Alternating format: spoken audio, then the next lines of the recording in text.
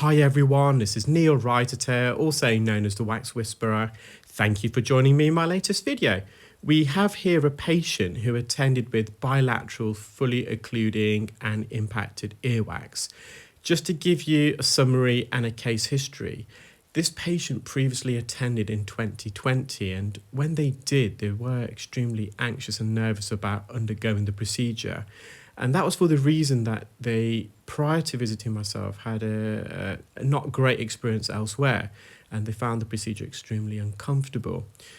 As a result, before the patient attended, they thought they were doing the right thing by putting loads of drops in to soften this wax, but in fact, they turned the wax into almost a soupy consistency. It was really wet, slushy and glutinous, and it had stained onto the eardrum. Quite often, a common mistake I see from patients when they use drops is when they put the drops in the ear, they, of course, tilt their head to the side, so the drops drizzle down the ear towards the wax impaction deep in the ear. In other words, the ear that you put in the drops in should be facing towards the ceiling. But a lot of patients keep it like that for hours, or on occasions they spend the night like that, thinking that it's going to really soften the wax, and it will. But the problem is when you soften the wax, this wax is going to drizzle further down onto the eardrum, and it's going to settle onto the eardrum. And that's what happened with this patient last time. The ear was really wet, and the wax had impacted on the drum.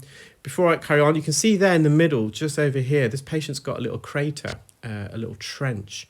I suspect that's congenital or acquired, in the sense where it's not due to any trauma infection. And that potentially could be a cause for this patient having a chronic buildup of wax.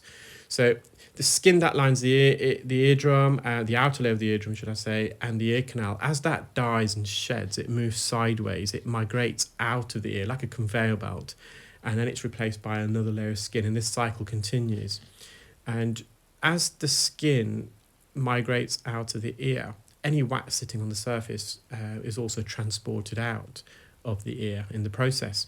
But when you've got a bit of an abnormality like that, like this patient has, particularly in their left ear, with that little trench, that little basin, little crater in the ear canal, it can restrict or slow down the conveyor belt motion of the skin cells as it's shedding and migrating, which then can lead to a wax buildup. Just to go back to this patient's previous experience, so yeah, when they attended it 3 years ago, the wax was really wet and gooey and sticky, and it was all over the eardrum, which makes it far more complicated for myself to remove, because unlike today, this wax on the previous occasion wasn't coming out in big chunks, although this right ear, initially anyway, it wasn't coming out in big chunks like the patient's left ear, but we as you can see, we're just trying to wriggle this out of the ear. Instead, I advised the patient to avoid using any drops. They had, I felt, a very natural wet consistency of wax anyway, so adding the drops is just going to make it wetter. Typically, you would just use drops if someone's got hardened earwax or very adhesive and impacted wax. That's when you'll use drops to soften it. But if you've already got soft wax, then instilling earwax softening drops, whether it's olive oil or hydrogen peroxide or sodium bicarbonate, you're only really going to further soften it and possibly make it more difficult to vacuum. Instead, this patient obviously had listened to what I advised, and when they came today, the wax was a lot firmer, although it is still slightly wet. That's their natural consistency, but it just made it far easier for me to remove. And I did put some olive oil spray in, as you can see, but when I put it in myself, I can regulate how much I'm instilling, and so we're not overdosing it, which really helps.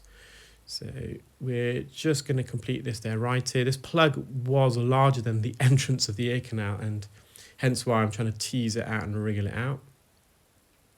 So it got stuck on a few occasions. And just trying to give it a little tease up and down, a little wriggle left to right. So this is the patient's entrance of the ear canal. So if you were sat beside this patient at this point, you physically would be able to see the wax protruding out of their ear. It's been there for a while, it's darkened and it's oxidized. And there's another substantial piece of wax we removed. So we've just got a little bit more. That's trapped, but that's the second bend to the right. So your ear canal has two bends. The first bend about 1/2 centimetre into the ear. The second bend a further 1/2 centimetre into the ear. And in between the first and second bend of the ear canal, the ear is at its most narrowest. We call it the isthmus. And quite often, as you're dragging wax out of the ear canal, it can get trapped in between the second and first bend. So we've just got some wax on the eardrum here. I'm using the fine end. And I was a bit tentative. I was just a bit unsure how the patient would be, because I know last time they were very anxious, but they were fantastic today. And because they had a positive experience last time, it always helps when they attend in the future. And it's remarkably still today, did really well. And hopefully they're watching this. So I did advise that I'm going to upload it today. So hello, and thank you for being such a great patient. So that's the patient's eardrum. That's nice and healthy. Well, I hope you enjoyed that video, guys. Take care, keep well, and speak soon. Bye.